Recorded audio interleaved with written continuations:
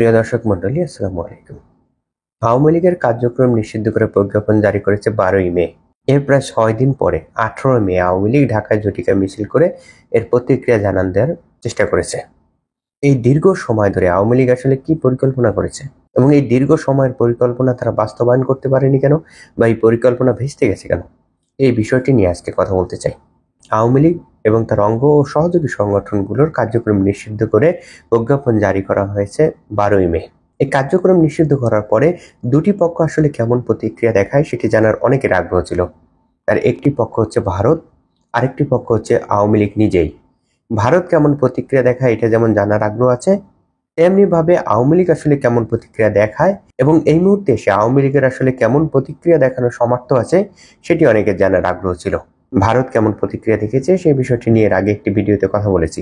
কিন্তু 12ই মে আওয়ামী লীগের কার্যক্রম নিষিদ্ধ হওয়ার পরে প্রায় 6 দিন পর্যন্ত আওয়ামী লীগ কোনো প্রতিক্রিয়া দেখায়নি।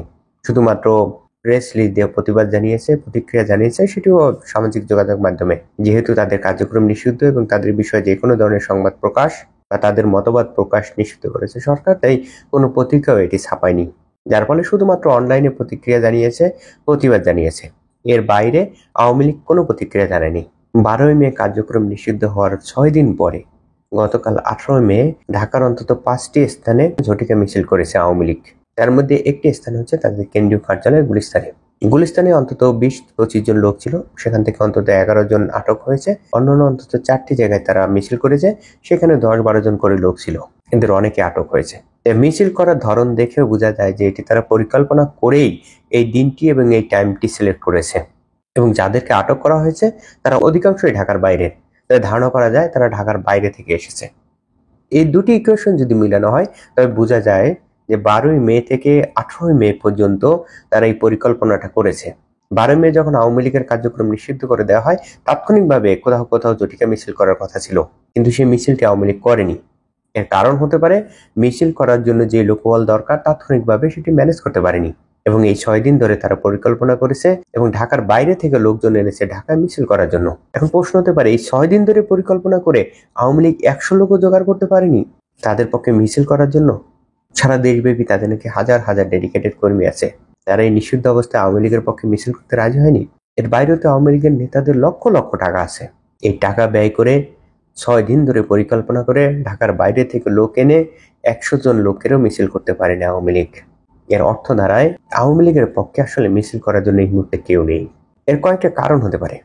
একটু হলে আওয়ামী লীগের নেতা কর্মীরা যারা অনলাইনে লেখালেখি করেন তারা যতই বলুক না কেন আওয়ামী লীগ আসলে আবার কামব্যাক করবে, কিন্তু বাস্তবতা পুরোপুরি ভিন্ন। অনেকেই বলার চেষ্টা করেন আওয়ামী লীগ এর আগেও নিষিদ্ধ হয়েছিল, এরপরে আবার কামব্যাক করেছে। কিন্তু এর আগে যখন নিষিদ্ধ হয়েছিল তখনকার আওয়ামী লীগ আর এখনকার আওয়ামী লীগ এক জিনিস না। এই মুহূর্তে আওয়ামী লীগ হচ্ছে গণহত্যাকারী একটি দল যারা গণহত্যা করে ভারতে পালিয়ে গেছে, এবং এই অবস্থা থেকে যে ফিরে আসা সম্ভব না সেটি অনেকেই বুঝেন। তারপর আবেগ নিয়ে অনেকে অনেক ধরনের কথা বলেন। এরকম কিছু লোক সবসময় ছিল, আছে, থাকবে। দ্বিতীয় যে কারণ হতে পারে সেটি হচ্ছে সজীবদের জয় সম্প্রতি আমেরিকার নাগরিকত্ব গ্রহণ করেছে, সেই বিষয়টি বাংলাদেশের মিডিয়াগুলো ফলাও করে প্রচার করেছে। স্বাভাবিকভাবে এই প্রক্রিয়া তিনি কয়েক মাস আগে থেকেই শুরু করেছেন। অর্থাৎ সজীবদের জয় তার পরিবারের লোকজন বুঝে গেছে যে আওয়ামী লীগকে আর কামব্যাক করানো সম্ভব না, তাই তিনি আমেরিকায় যাতে নিশ্চিন্ত থাকতে পারেন সেই ব্যবস্থা তিনি করেছেন। অন্য গুরুত্বপূর্ণ একটি বিষয় আছে, সেটি হলো এই মুহূর্তে আওয়ামী লীগের নেতাকর্মীরা ভারতে মহাবিপদে আছে। ভারতে অবৈধ বিদেশিদের ধরপাকড় চলতেছে, তার মধ্যে আওয়ামী লীগের নেতাকর্মীদেরও ধরপাকড় করা হচ্ছে। তাই শেখ হাসিনা নিজেও আওয়ামী লীগের যে সকল নেতাকর্মী ভারতে অবস্থান করতেছেন তাদেরকে অন্য দেশে চলে যেতে বলছেন অথবা দেশে ব্যাক করতে বলছেন। সাম্প্রতিক কয়েকটি ঘটনা ঘটছে যেখানে আওয়ামী লীগের নেতাকর্মীদেরকে আটক করা হয়েছে অবৈধভাবে ভারতে অবস্থান করার জন্য, এবং যারা এখনো বৈধভাবে ভারতে অবস্থান করতেছেন খুব শীঘ্রই তারা অবৈধ হয়ে যাবেন, কারণ তাদের অধিকাংশ ভিজিট বিষয়ে এখানে অবস্থান করতেছেন, ট্যুরিস্ট বিষয়ে এখানে অবস্থান করতেছেন, এবং সেটা 6 মাস করে 1 বছরের মধ্যে তারা থাকতে পারবেন। যার ফলে আর কয়েক মাসের মধ্যে অধিকাংশ আওয়ামী লীগের নেতাকর্মী যারা ভারতে অবস্থান করতেছেন তারা ভারতে অবৈধ হয়ে যাবেন।